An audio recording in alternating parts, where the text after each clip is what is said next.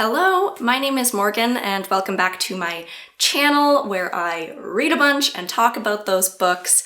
Today I'm going to tell you what I'm reading over the holiday season, so this December.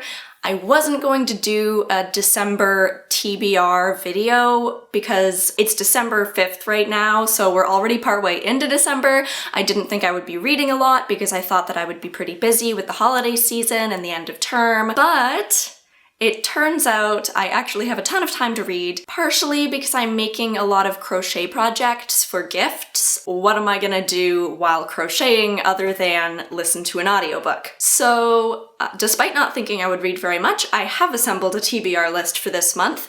It consists of 7 items, 3 of which are non-fiction and 4 of which are fiction. Some of them I am already pretty deep into. Why don't I talk about those first? First up is The Silent Patient by Alex Michaelides. I am actually almost finished this book already. I think I should be getting to some big climactic turning point very soon. This is a thriller. The narrator is a psychotherapist, a forensic psychotherapist. He desperately wants to treat a specific patient named Alicia who is at The Grove, a psychiatric facility. 6 years after she is admitted to The Grove, he finally gets his opportunity. There's a job opening, so he takes it. He starts treating this patient. The patient, she one night shot her husband in the face, and ever since that incident, she has refused or been unable to speak. This psychotherapist is trying to get her to speak. I am finding this narrator extremely unlikable, and I'm not enjoying the book, but it's not been my favorite read. We'll say that. I hope that it picks up right at the end, though.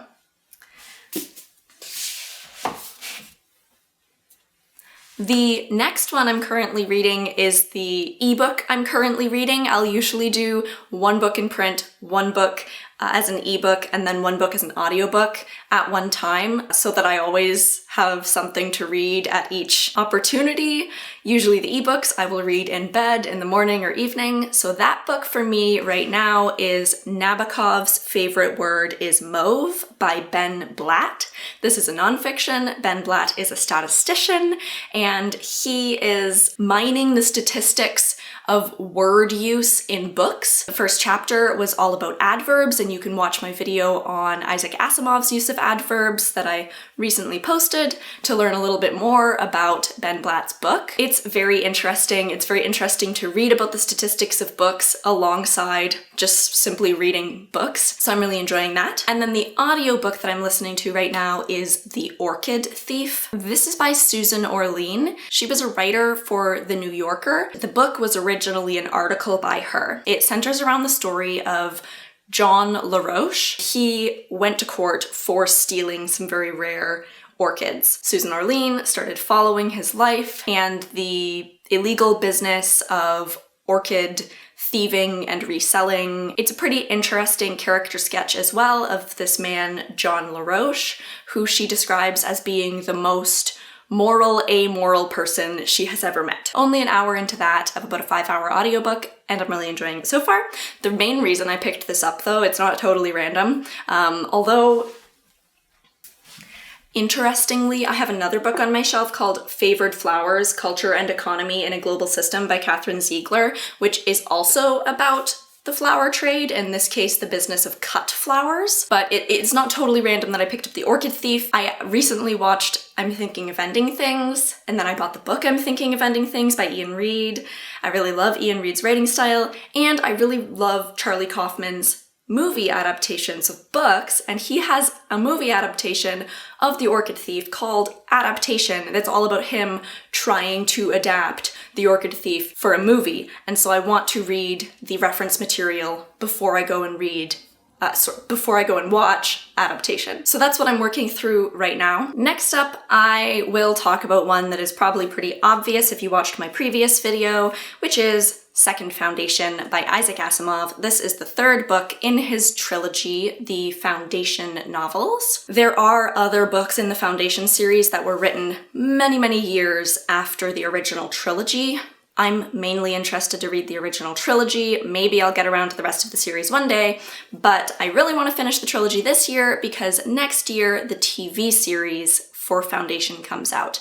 And I don't know how much of the story the TV series is going to cover, but I'm really enjoying the trilogy, so I'm going to finish this one up this month. The trilogy, if you don't know, if you haven't watched my other videos or read these awesome books, it's about the end of the galactic empire. So human beings have, spread across the galaxy, the huge galaxy, and the galactic empire is crumbling, but nobody realizes it except one man, Selden, who is a psychohistorian, which is a mathematical field that deals with predicting sociological behavior. And the Empire is not interested in his theories because they don't think they're crumbling, but he devises a plan that will reduce the number of years of the crumbled galaxy to only 1,000 years from what he predicted would have been 30,000 years. So we follow his plot as it's being carried out.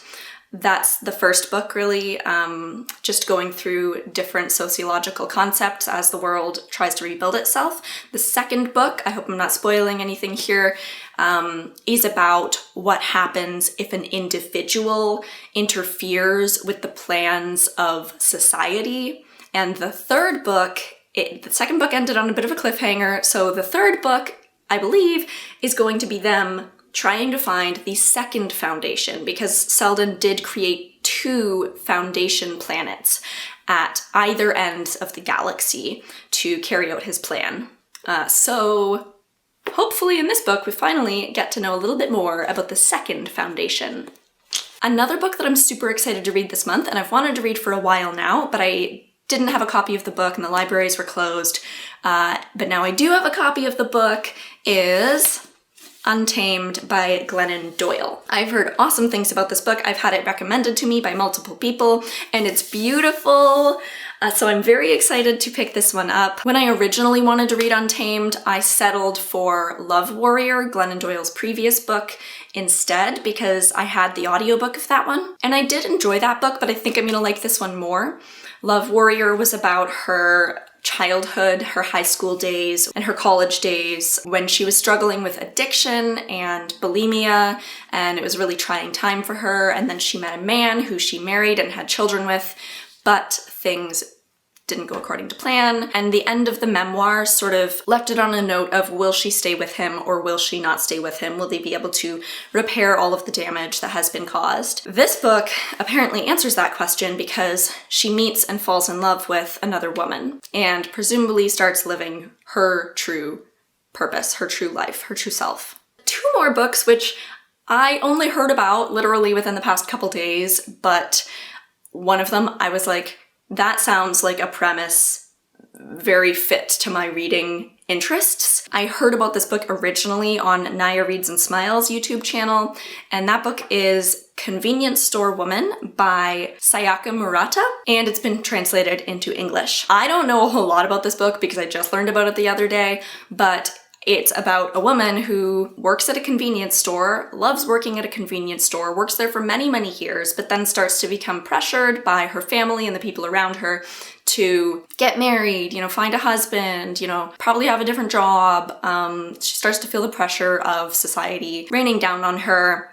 And then there's this line in the synopsis that's something like, it gets to a point where you can't tell where she ends and the convenience store begins. So I'm really hoping it gets kind of weird. I really like stories set in mundane situations with domestic sort of themes that get really weird or have weird elements of magical realism. Convenience Store Woman just sounded like a book I was going to be interested in. And then if I like it, maybe I'll pick up Earthlings, which is a more recent book by the author. And finally, another book that I only just heard about because I think it was on Time's Top 100 Books to Read is Followers by Megan Angelo. Really, I don't know much about this book. I'm going to listen to it as an audiobook when I'm done The Orchid Thief. As far as I know, it's about 3 women who either they really want to get internet famous and they're not, or they are really internet famous and they don't want to be anymore. I think it's set in the near future. And it's about internet fame, internet culture, privacy, I assume, and what it means to have genuine human connection. I'm trying not to read too much about that one because I like to be surprised when I start a new book. So that is everything I am reading this month. Not exactly cozy Christmas reads by any means, but all things that I'm pretty excited to read for one reason or another. Let me know what you are reading this month down in the comments below, and I hope you have an awesome holidays.